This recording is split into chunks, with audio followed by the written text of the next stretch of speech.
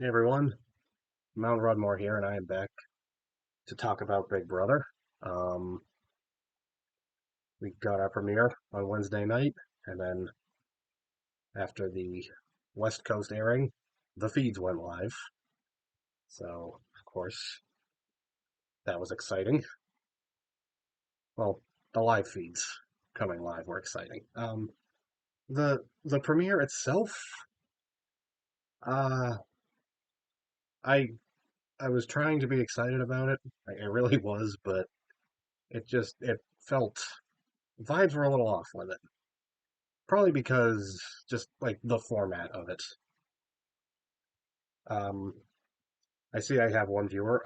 Oh wow, I have three viewers already. Hi everybody, thank you for being here. Uh, so yeah, I'm gonna start off by talking about the premiere, some of my thoughts on it. I'm not gonna spend too long on the premiere because it was 2 days ago at this point, and the feeds have really lit up. But let's just go through the notes I took. First of all, Kyle, first one to walk in the door. You never want to be the first one in.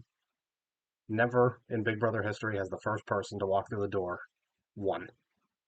You just you can't be that person. You just can't. Anyway, first group to walk in is Kyle, Monty, Paloma, and Jasmine, and they have to go get this pass. Uh, really? I'm still orange. This thing was supposed to adjust by now. Anyway, maybe it's the shirt that's doing it. Anyway, um, they're supposed to take these passes that'll send them to a place like a stand at BB Fest, and all four of them got the one that sent them to the porta potties. And the odds of that being a coincidence are slim, to say the least. A lot of people are suspecting that there was just like one crew member that was responsible for picking them, and for whatever reason, he or she or they just kept sending them to to the porta potties. So yeah, the first group comes in, they all get porta potties. Like, okay, that's the first weird thing. But we get our first twist tease. Julie says something about the backstage boss, but she doesn't give too many details about it. It's just that 5 passes are to the stands at BB Fest, and one is the backstage boss.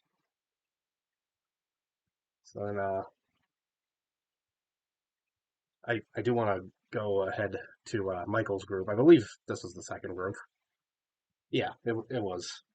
And Michael, um, he made a point to hold the door open and let everybody else go through. He knew.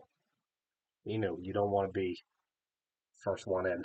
He wouldn't have been, but he didn't know that, so he wasn't taking any chances. And I respect him for that. I was already liking him from the pre-show stuff, the interviews and whatnot, but this helped even more. I'm just like, this guy is a super fan. He knows he knows the curse. So yeah, that was pretty great. And this group, the passes they pick are, well, it's 3 to the merch stand and 1 to the piercing stand. Uh, and Taylor is off on her own, and the others go to the merch stand. Michael, Daniel, right? Daniel was in this group, right? I don't know. I didn't write it down because I didn't think to. I thought I'd remember it, but I didn't. Anyway, group 3 comes in, and I'm just thinking the boss pass is still out there. Brittany was the only one in this group I would have been okay with getting this pass, as I wasn't sure I wanted it in the hands of somebody I didn't like. Turner was in it. I'm like, this guy is a nightmare just from his pre-show stuff, his interviews and whatnot. It's like, I don't want this guy having power right away. But nobody in this group got it. Nicole was in this group. She rounded out. Actually, I guess I wouldn't have minded Nicole getting this power now that I think about it. I don't know. I didn't write my notes down well enough the other night. I didn't clarify them or anything. But yes, no one in group three gets the backstage boss pass. Pooch in group four, second to last one to put in his pass. This really long process where they had to take their pass and scan it, which of course was not a real scan because who are we kidding here? Like the passes had like numbers on them, so you think ostensibly it's like each number was assigned beforehand, but I the like I said, all four getting the porta potty in the first group, that was suspicious, so I'm not really sure if that was for anything. But yes, Pooch gets the pass, and he is told that he will not be competing in this first in this HOH challenge because the first HOH is going to be chosen right now. Well, tonight, not right now. That was a big problem with the episode. It moved so slow. It was well over the halfway point. It was a 90-minute episode. It definitely could have been a 60-minute episode. No problem. They could have sent in the contestants in two groups of eight like they used to. Well, they'd have eight on stage, send them in four at a time, and then like 2 minutes later, the other four go in. They could have done that. That would have saved a lot of time. And yeah, they could have done things a lot differently for sure. But but yes, Pooch, backstage boss. He's not competing right now.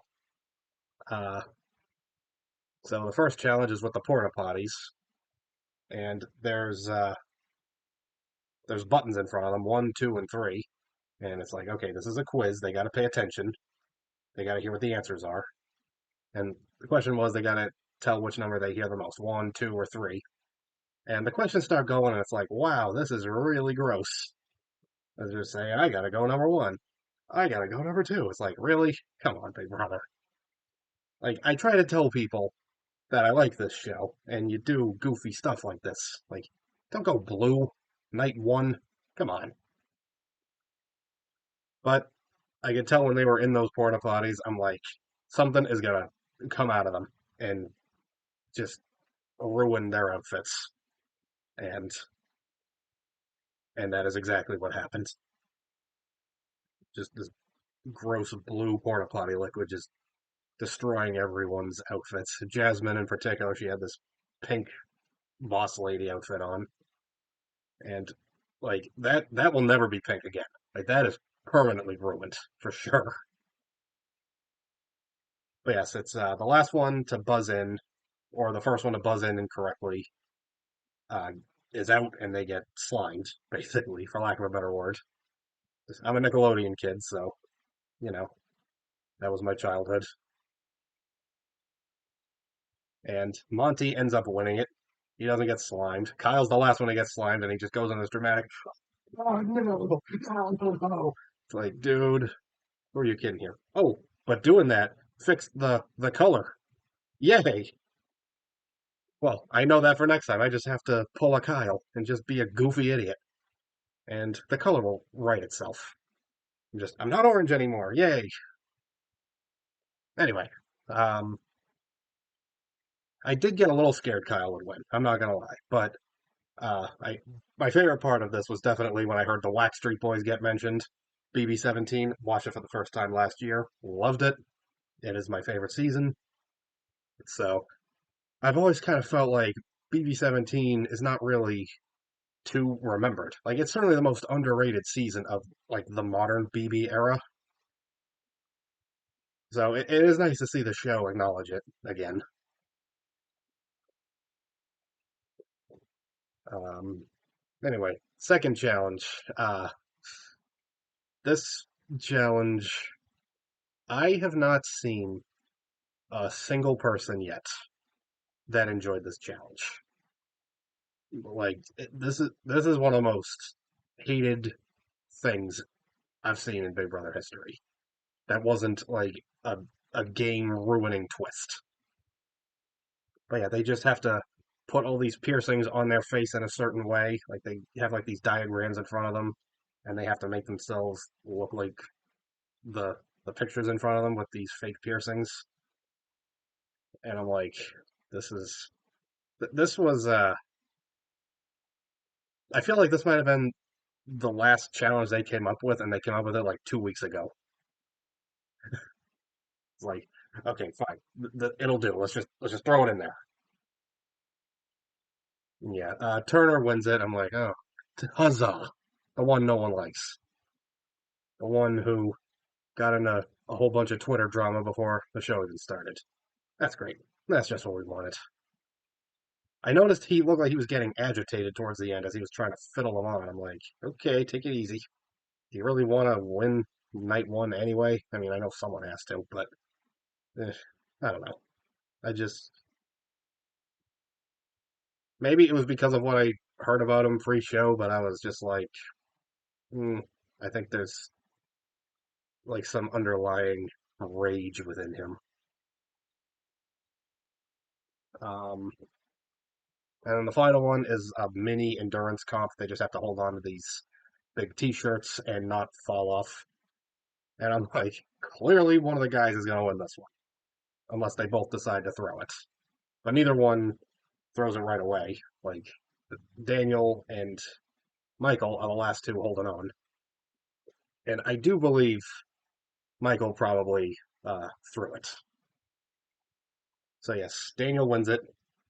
Monty, Turner, Daniel. They are the three competing for HOH, and they have to assemble a drum set. Now it's a puzzle, but my mind went to they have to literally assemble a drum set, and I know that Daniel is an Elvis impersonator, so like he works in show business, so he might have some experience doing this. And then I saw the drum set, and it's like, oh, it's a puzzle that's meant to look like a drum set. So you know, it really just comes down to which of them is the best at doing puzzles. But Daniel still wins it pretty handily anyway. I think Monty threw it. Turner, I think he just didn't really know how to do it too much. And yeah, Daniel wins handily. He's the first HOH, and it's like, eh, I'm like, it's better than Turner winning. I just didn't want him to win. But selfishly, I wanted Monty to win because he's on my draft team. Yeah, I did a draft with my dad and my brother, just like I did last season. And Turner was the one that none of us picked. We each got to pick five, and like one was going to be left out. That person was Frenchie last year that we left out, and boy, were we right to do that. We thought we were wrong since Frenchie was the first HOH, but then he just sank his game immediately. So we all felt grateful that we didn't pick him. I didn't mean to say the word grateful. That is kind of a trigger word to Big Brother fans. But anyway, Daniel is HOH. But now the big thing, what is this thing with Pooch? Like what else is there to this backstage boss thing? Now, he won't be in any competitions. He won't be voting to evict, but he is immune from being nominated and eliminated. And now he has to pick three to send backstage with him. And it's like basically the same deal, but they don't have safety. And I didn't interpret this correctly at first, but we'll get to that. Um, he decides, since he has no real reason to pick or not pick any people yet, because he just met all of them, he decides that he decides to go with the first ones eliminated from the porta potty and the the merch comps, and those were Paloma and Alyssa. Now he actually didn't know for sure who was out first in the porta potty one, probably because his back was to it because he was sitting in a giant gold throne that he didn't even see somehow. I mean, I guess maybe like from behind it didn't look like a throne. Like, that's the best reasoning I have as to why he didn't know what it was right away. Either that or he's just an idiot. One or the other. I'm just that's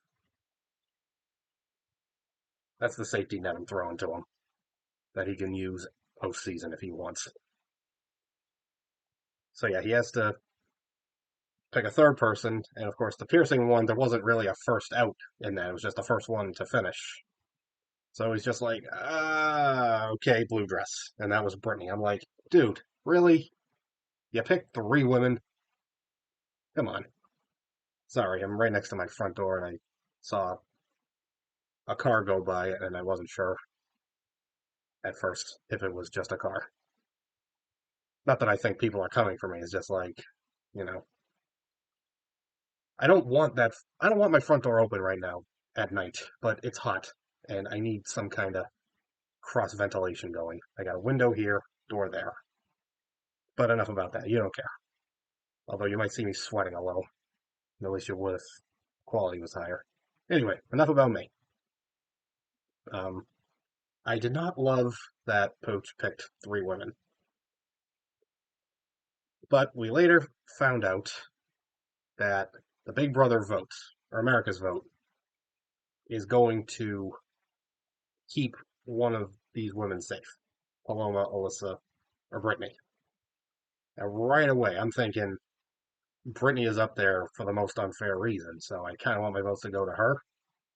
So then you can vote 10 votes. You can send 10 votes. What I did was I sent 9 to Brittany and 1 to Paloma because she is also on my draft team. My draft team is Taylor, Michael, Monty, Paloma, Pooch. I was really excited for my first three. The last two, I was just like, slim pickings. We'll see what happens.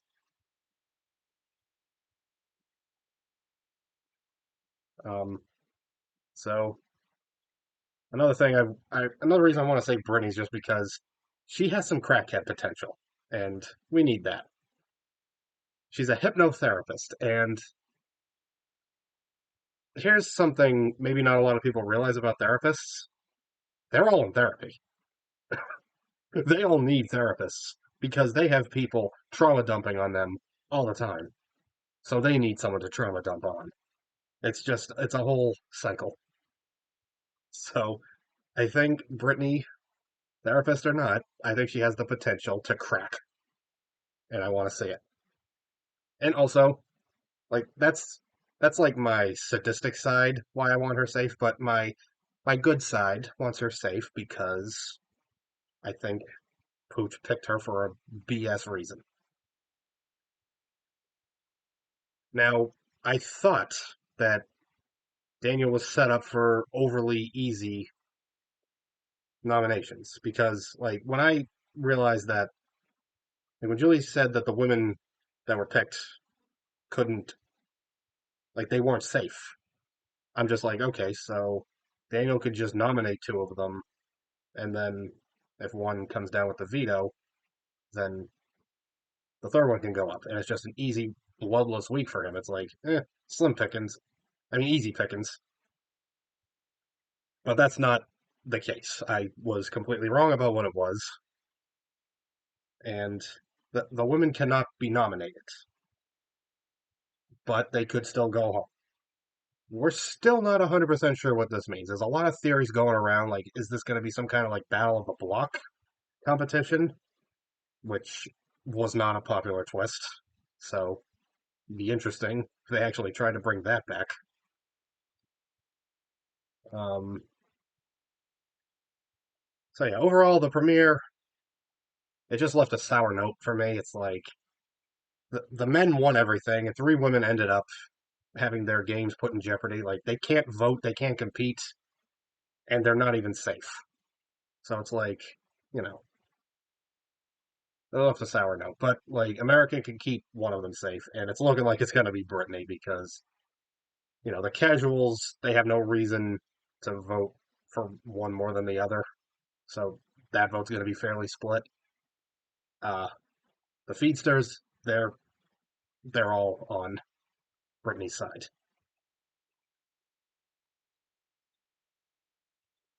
and it's like just seeing the men dominate right away like this, I was hoping that this would be a catalyst for an all-female alliance. And it's gotten to the point where it's like we've done live premieres 3 seasons in a row now, like live move-ins, and like it sounds exciting. Like we're getting night one feeds, and people are happy about that.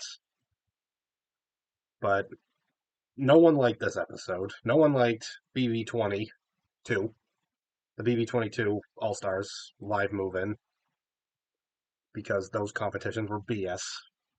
Last year's live move in, people were a little more okay with it. But yeah, I think, we're 1 for 3 at this point. I think the key next year, if they're going to do it again, and I think they probably should do this, just make it an hour long, not 90 minutes. It doesn't need to be that long. Not after not after this. The feeds start. Things are calm, but it's like kind of enjoyable because they're all kind of getting to know each other. I didn't expect the feeds would come on and there'd be people arguing with each other already. That's they aren't going to hate each other that quickly.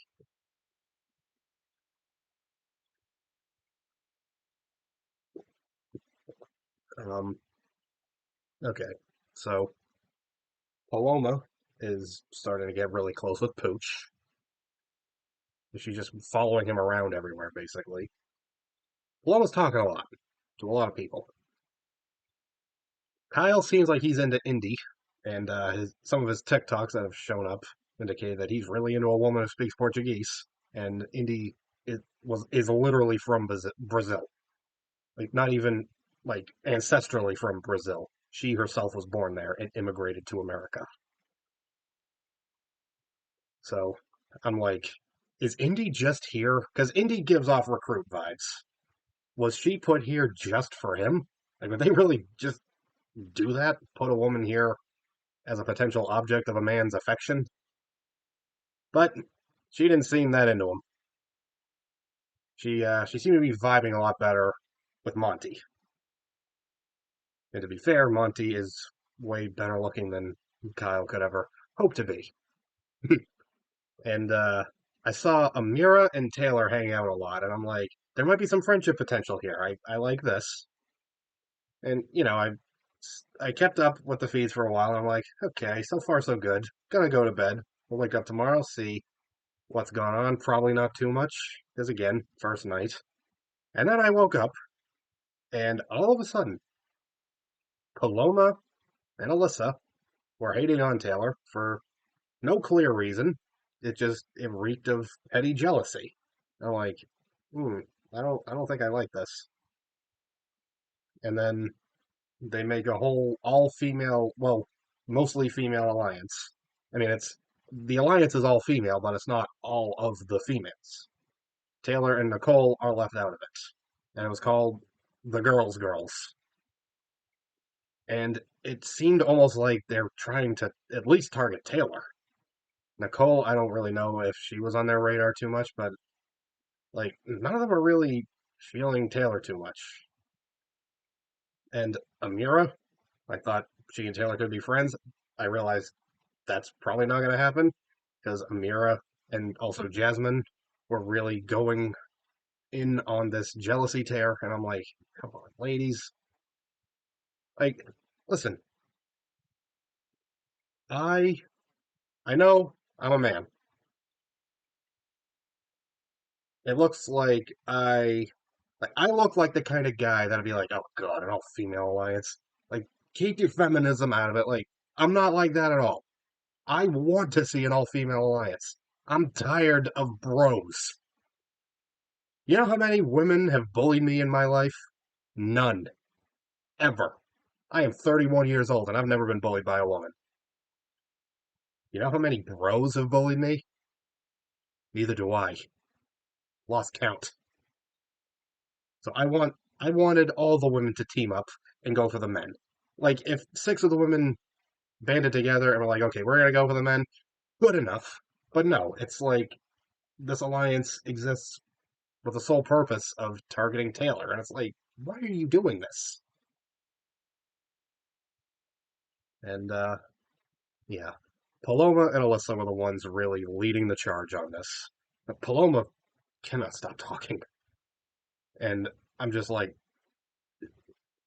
like we're at the point now where a lot of people are like, she's gonna talk herself out of the house, and it's interesting that she doesn't have any power this week. She can't even vote. There's a chance she could be leaving because we don't know exactly what this twist is gonna do, and yet she's acting like she runs the place.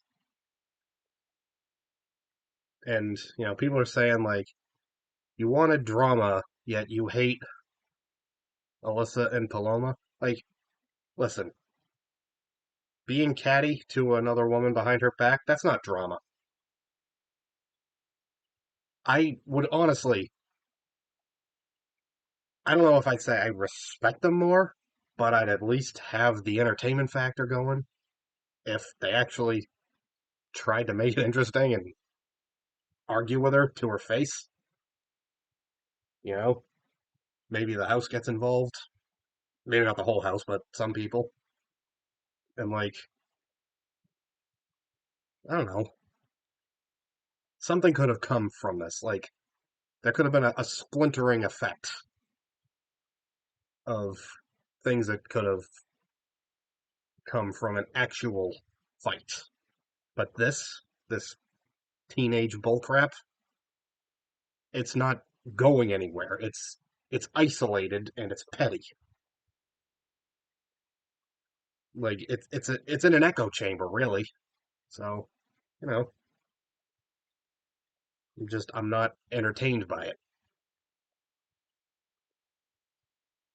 As far as other people, Monty on my draft team, he is, I mean, killing it socially. I was thinking it then, like I wrote Monty killing it socially. I wrote that yesterday, and I still think that now, 36 hours later. That man, he gets along with everybody. And you know what? If I was in that house, I would 100% want to work with him. Would I want him as my right hand man, final two alliance? No. Monty is the guy you want in jury. I don't think I would want to be the one to take him out, but I would want him in jury. I would vote him out. I don't know if I would be the one to do it, just because he seems like the kind of guy that'd vote fairly. Maybe even if I did get him out, but I wouldn't want to take that chance. I'd prefer someone else take the shot. But Monty, I would want him in jury. And I at this point in time I'd be surprised if he doesn't make jury. He's a social butterfly. He gets along with everybody. He's a good dude. Yeah, he's an ideal jury member. Now Daniel as an HOH, he's very indecisive. Like all of yesterday, Thursday, everybody's just kind of hanging out, except Taylor, who's just like, I mean, she hangs out with the guys for a little while, but for the most part, she's like off on her own, and the women are just talking smack about her. But other than that, like every other hangout, it's just like they're just that they're hanging out, and come on, at least talk some game. Like talking game, you know, may not always be exciting, but it's game. It's gonna lead to something later on, and I like hearing that stuff. Ugh, I am sweating hard, so hot,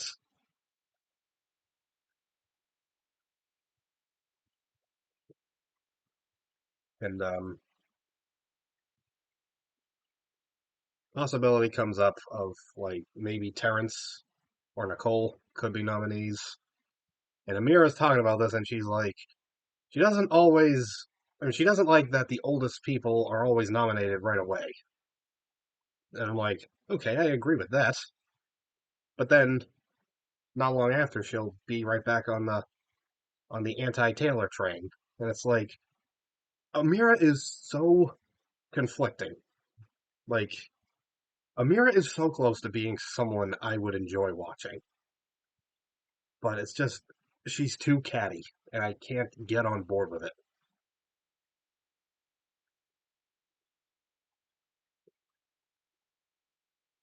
And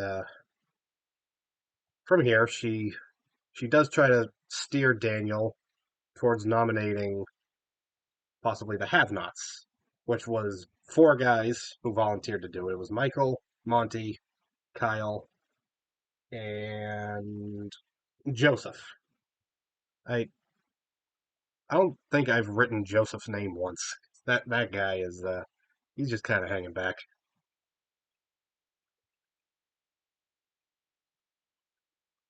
Anyway, um, Amira tries steering Daniel towards nominating some of them, but she does bring up that she's unsure of Taylor, and I'm like, okay, you're back on it. There you go. You go from making a good point to being catty.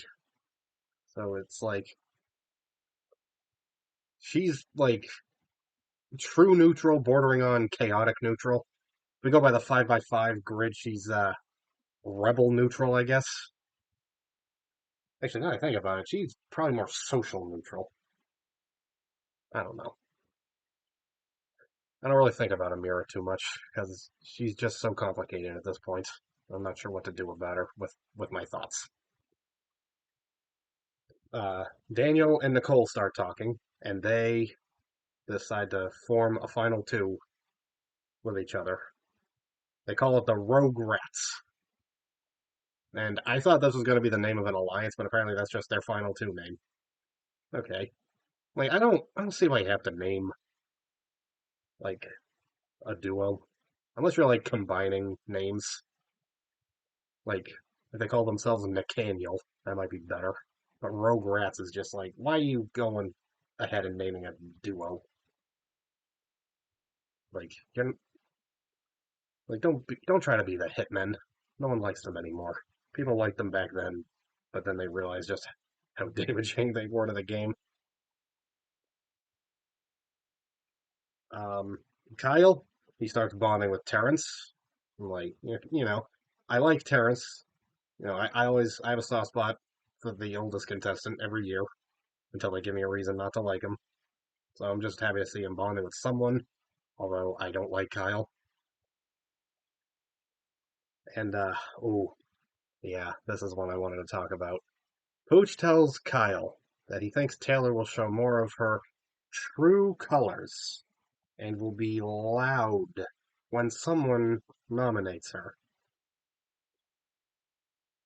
I didn't like the undertones of that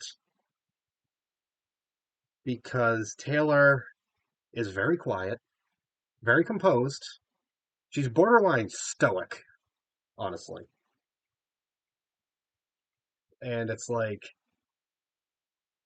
do you have any actual reason for saying this? Like, is it like, are you thinking her true colors are going to come out? Or are you just kind of hung up on one color right now? Sassy Sip.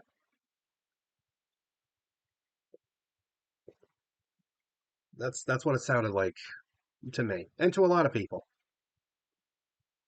Just in that moment, I was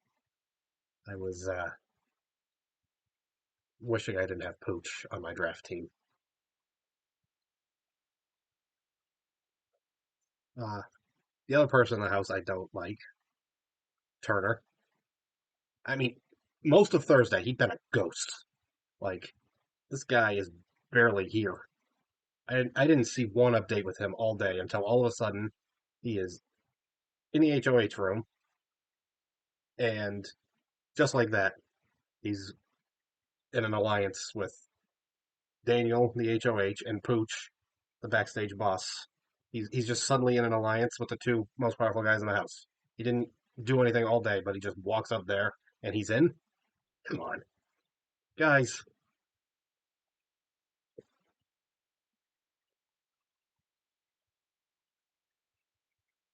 Yeah, it's just I'm seeing a lot of people work hard at trying to make alliances.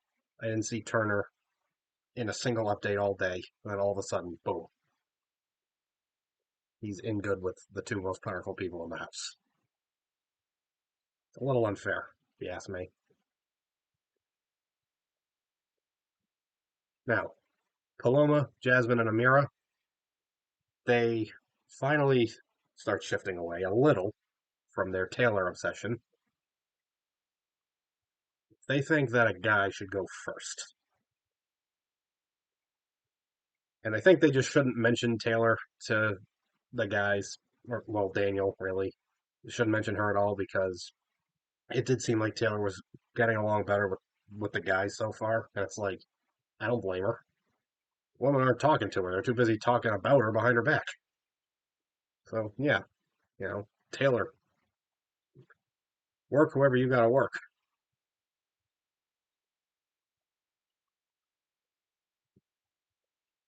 And Paloma says that she's gonna talk Daniel into nominating two guys. And I'm just like, you can't even vote. Why do you think you have all this pull? Like you just talk. You don't have any influence. You can't compete in anything. You can't vote this week. This twist might send you out the door.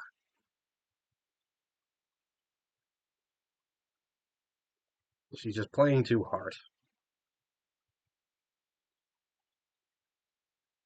Sorry. All right. Lost my place. Oh, okay. Michael. It is becoming apparent that he is really starting to struggle. Sweating like a banshee here. Sweating like a banshee. That's not even a phrase. I'm sorry. Michael is struggling to fit in. And, like, I can relate. I I do stand up comedy, and I have to travel into Boston to do it. I live south of Boston. I travel into Boston to do it. I go to open mics, and there's always plenty of other comedians there. And by now, I know who's a comedian, who's not. You see a lot of the same faces, and a big part of doing these open mics is networking. And I admit I struggle really hard sometimes. Like sometimes I just struggle with it. I struggle to fit in with anyone so much that I literally have anxiety. So seeing Michael struggle to fit in, it it affected me a little. Like I feel your pain, buddy. I've been there. I sympathize. But it is kind of giving some shades of Steve from BB17. He was super awkward at first. Like he accidentally told Davon, "Love you." Like, oh, Steve, no, no, no, no, no. I mean, granted, I love Davon too, but like he just met her, so like seeing him be like Steve right now, it's like I feel bad for him struggling to fit in, but Steve went on to win, so you know, like Steve is a true started from the bottom story. He started at the bottom, went to the top, and Steve was nominated week one, you know, but he won the first veto, and from there he just slowly but steadily built his place in the house. So it's like I see Michael struggling. I sympathize with him, but I'm not giving up on him because this is how it went for Steve. And I'm told it's how it went for Ian, too. Ian Terry. I didn't watch his first season, the season that he won, but I've heard that he was kind of on the outs right away in his season. But he he worked his way up in the house and he beat Dan Giesling. So yeah, I'm not willing to give up on him, but at the same time, although the positive side of me is seeing Steve, the cynical side is seeing Cameron from BB19. Although Michael got more of a chance. Michael had got more of a chance already than Cameron did. Cameron was in the house for like 8 hours before the Paul twist. screwed him over. So, it's like I'm hoping Michael can be Steve instead of Cam. That's all. But the next morning, Michael, this morning, I mean, Michael starts getting in with Paloma, of all people. I mean, hey, she can't stop talking, so she's bound to bump into someone else to talk to at some point. And she mentions bringing him into a group, the group that she's working with, which at this point she tells him consists of Monty, which, okay, I like Monty, Kyle, mm, Alyssa, mm, and Amira. I don't know if you can hear them, but I hear people yelling somewhere near my house. I'm just gonna keep talking, try to drown them out. Um, anyway, this group I later found out was called Mamba for some reason. Probably because most of these people seem like snakes. The women seem like snakes. These women in this group seem like snakes. I don't think Kyle's a snake because that would imply he's smart enough to figure out how to betray anybody. Like Kyle just seems like a complete tool, honestly. Like not even a himbo, just an idiot. But here's the problem with this alliance. She didn't tell the others that she was gonna bring Michael in, and apparently Pooch was part of it, but now she's like, I kind of want him out. She didn't tell the others, and Michael is not trusting this alliance because he doesn't trust her, and he's right not to. So he's talking to the cams, and he's like, you know, having this information, knowing about this alliance, maybe I can use it to my advantage, and that's smart. That is the super fan that we saw in the intro package, and for some reason revealed that he was a super fan to the house. I'm like, bro, no, you don't do that. You say who you are, what you do for a living, where you're from, that kind of thing, but you don't tell people you're a super fan. It puts a target on you.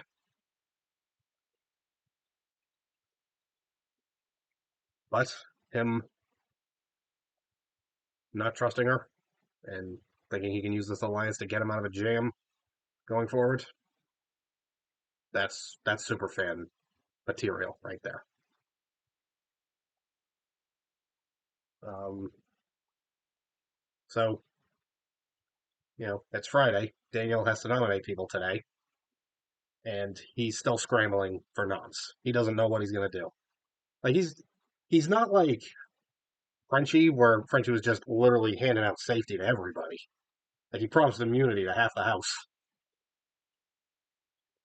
but it it got to the point where he didn't know what to do because he was just vibing with everybody. He's trying to be everybody's friend. Like, dude, come on.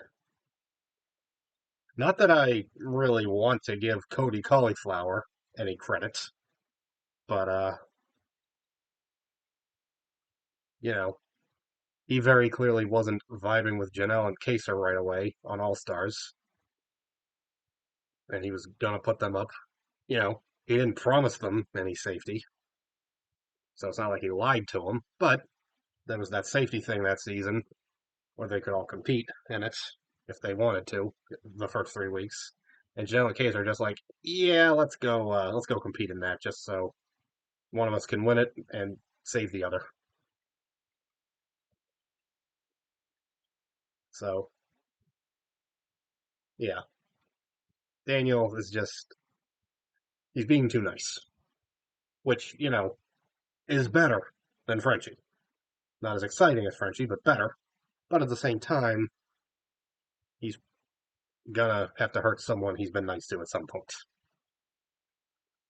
Now, this is where like I was trying to hold off having a really strong feeling about Daniel as an HOH until I saw more. But this is where I really started to lose respect for him. In his pre-show interview, he said he doesn't really vibe with like alpha males, bros, that kind of thing. He's been broing out all day, all 36 hours he's been in the house at this point. And, it's like, you gotta go for somebody, okay? That's not what I meant to say. I lost my train of thought mid-sentence there. Sorry. Uh, Asperger's. I lose my train of thought when I'm talking sometimes. Just kind of zone out. What I meant to say was,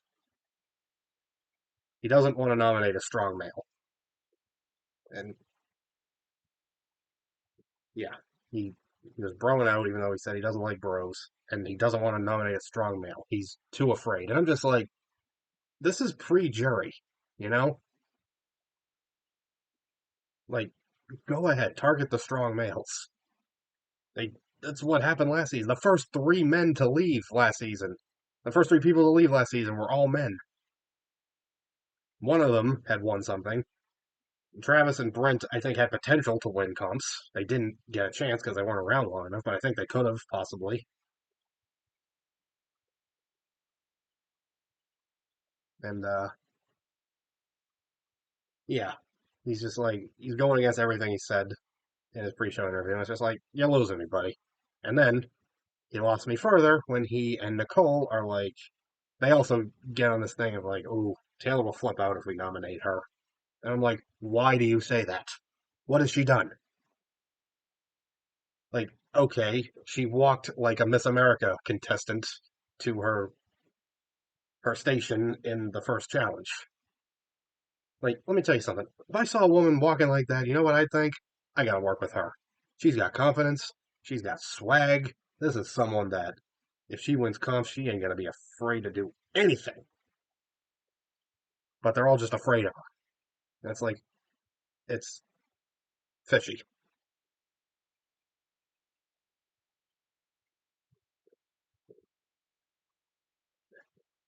But Amira comes in.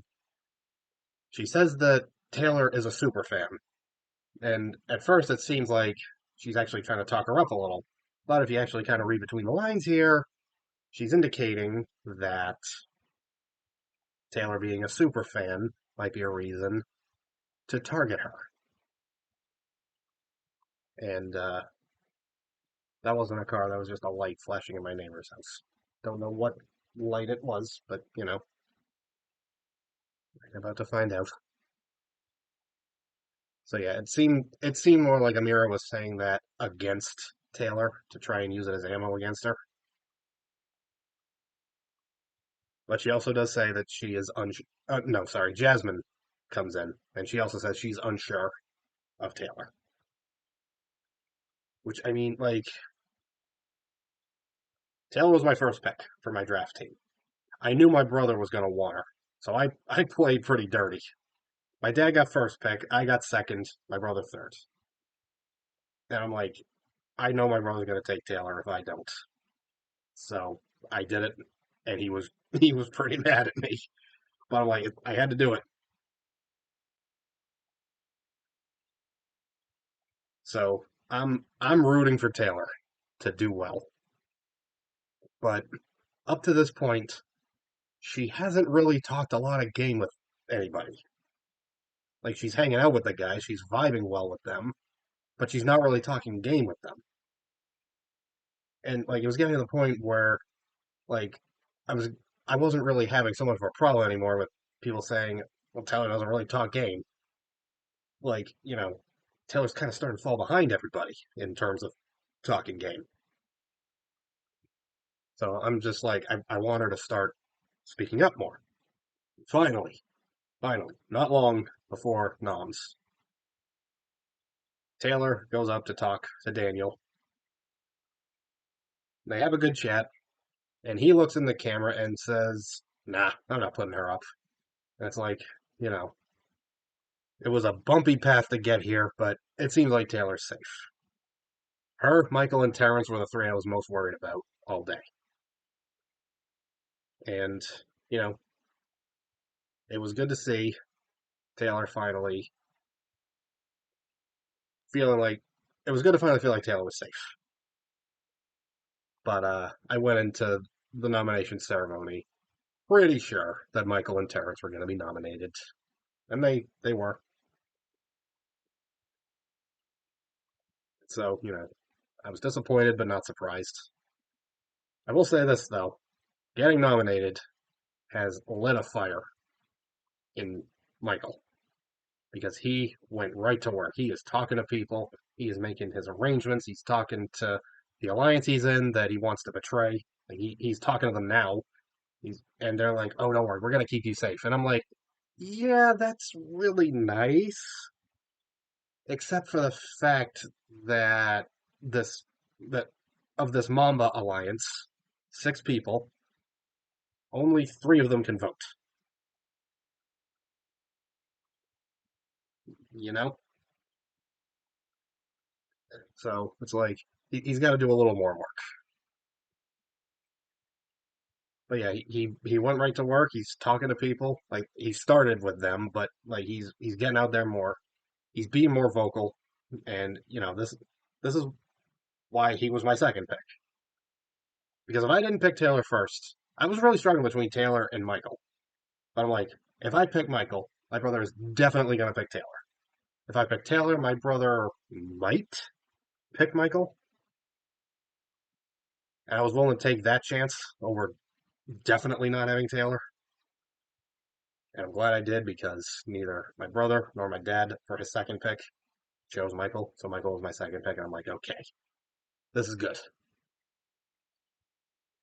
And seeing Michael get to work again, this is good. I'm feeling good about it now. His inner Big Brother fan is really starting to come out. And he's putting the work in. Terrence, on the other hand, starts talking about how he had trouble connecting with people. And like he looks so bummed, you know? And I don't blame him because it's like, why do we have to target the old people every year? Oldest people. I didn't mean to say old. He's 47. That's not old, okay? Like, I can't call 47 old. I can't call the age 16 years, the age I'll be 16 years from now. I can't call that old, okay? I can't. Otherwise, by the time I get there, I will look straight up haggard if I'm not dead. But anyway, my point is, why do we always have to target the oldest contestants? I mean, like, if the oldest contestant is over 45, they are typically in trouble. Like, last year, Tiffany positioned herself really quickly. She was the oldest. She was 40, turned 41 during the game. And Frenchie was the second oldest, but A, he was only 34, and B, he wasn't targeted for being the oldest. He was targeted for being the craziest. Like Frenchie's downfall was on him. But, you know, I look at Terrence and I just think of like Glenn, BB18, Steve from BB20, not to be confused with BB17, Steve. And I didn't watch her season, but I am familiar with Jody. And she was like the oldest contestant that season, and she was eliminated day one. Like that was like people always talk about her and how bad a deal she got. It's like why do we have to do this? Cliff even in uh, in 21, he was uh, he was banished from the house day one, but he got back in. Then he was uh, nominated on the first HOH, but Sam won the veto and saved him. And then he gets evicted as the last member of Camp Comeback. So, like, Cliff was the only one that was actually able to, like, game his way through it. That's an interesting state of affairs when Cliff is really, let's face it, Cliff is the most successful older contestant we've had. Well, like, when I say older, I mean, Cliff was in his 50s. So, like, and he had gray hair.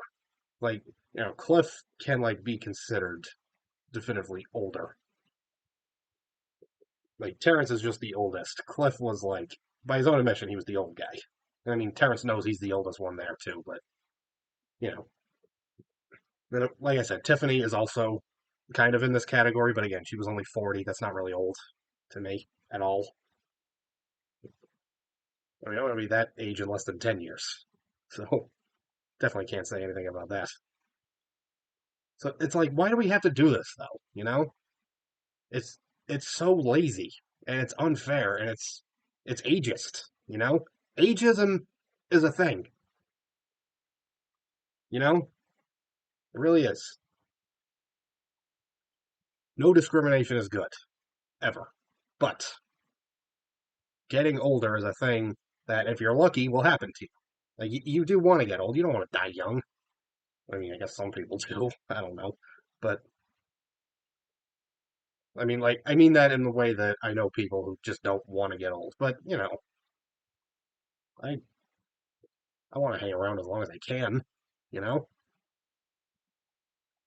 and it's like when I do reach that age, I don't want to be discriminated against. So like, it really makes no sense to be ageist when you yourself will be that age one day, God willing. And Daniel Daniel's 35.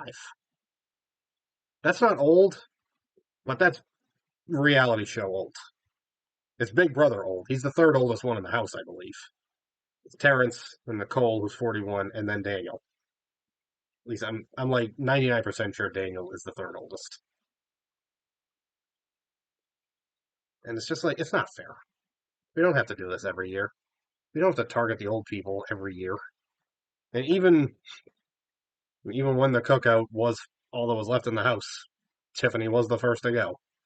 I think it had more to do with them being afraid of her than her age, but you know, another one of those things you can't help but think about. All right, well, that's all the notes I had in my phone. I'm now gonna check for any updates. Last I checked, they were all sitting around eating dinner. Not much was happening. I'm like, yeah, this is a good time to do my stream. Wow, there's only been one uh, tweet on my feed since I made my tweet where I announced I was going live. So like I follow a few Big Brother people, so like has nothing happened in the house yet? I don't directly follow BB updates though. Like I check it all the time, but I don't follow it because I don't want it just flooding my timeline. But I check it constantly. So let's see what has been happening. Are you kidding me? The last update still is just all of them sitting around having dinner. All right, time to check the hashtag. I see I still have one viewer. You want to bring anything up? I'm here. Yeah, I don't. This isn't just me talking. I read comments. I respond to them.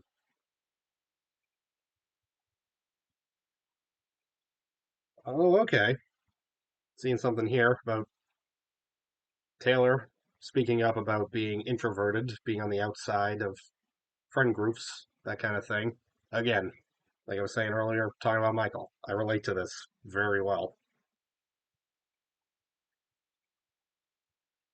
So, yeah, I'm gonna give that a retweet. It's a good one. Uh,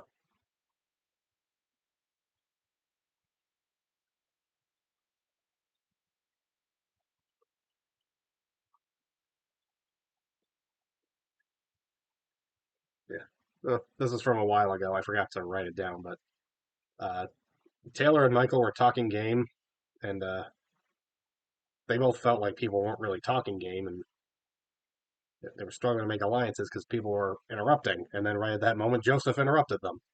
I'm just like, bring him in. Why not?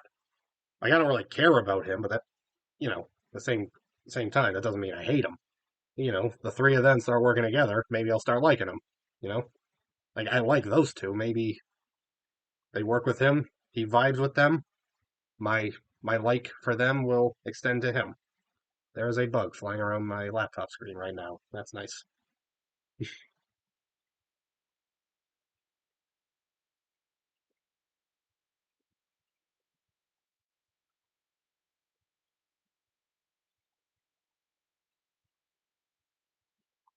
Uh, Taylor is crying right now. I don't know if it's for real. Oh, okay, okay. She's not really crying. It doesn't look that way.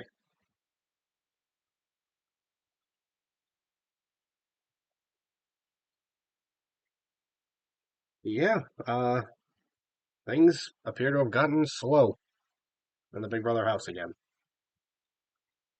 But, that's fine, because I've been here over an hour anyway. I had a lot of notes in my phone. I was worried that I'd be here for a while, but, you know, wasn't too bad. And I've had one viewer consistently, or I had one viewer and they left at the exact moment that another viewer came in. I noticed I had three right at the start, but I guess one of them got bored pretty quickly. I had two for like, I don't know, I felt like it was for probably 20 minutes or so, maybe a half hour.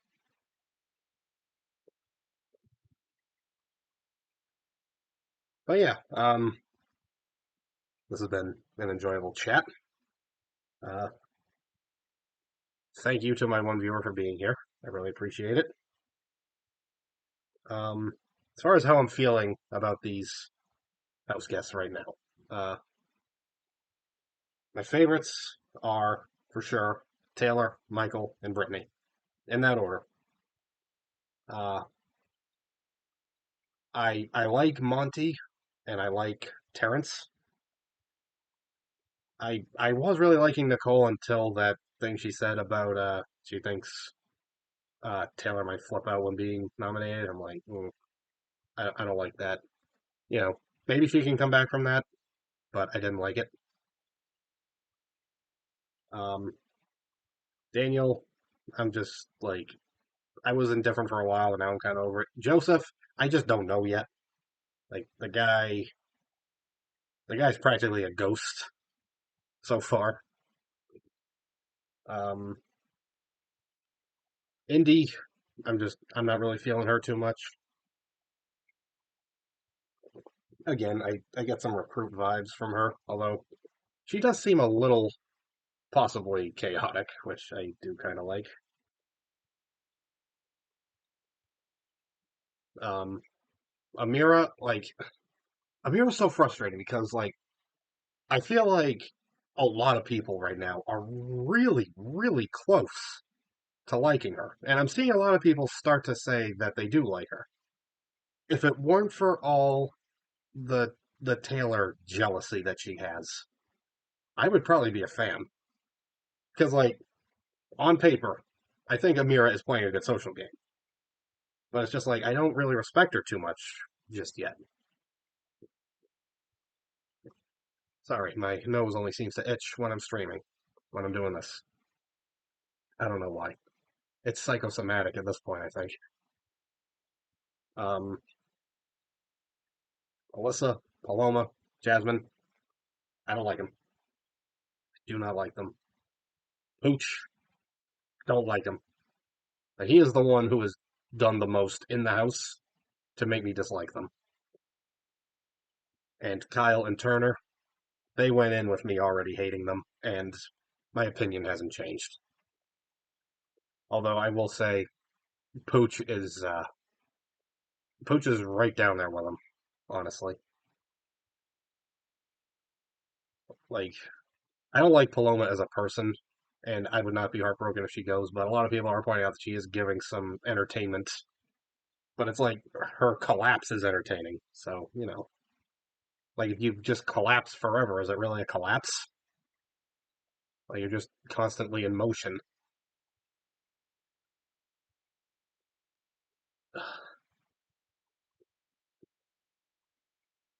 Like I feel like I'd probably want Paloma to stay over Alyssa at least, because Alyssa just brings nothing,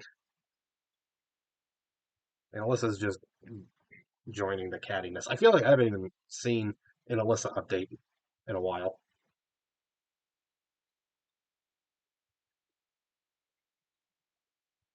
So yeah, that's about all I have. Um, anyway, just so it's out there, the draft teams. Uh, like I said, my dad went first.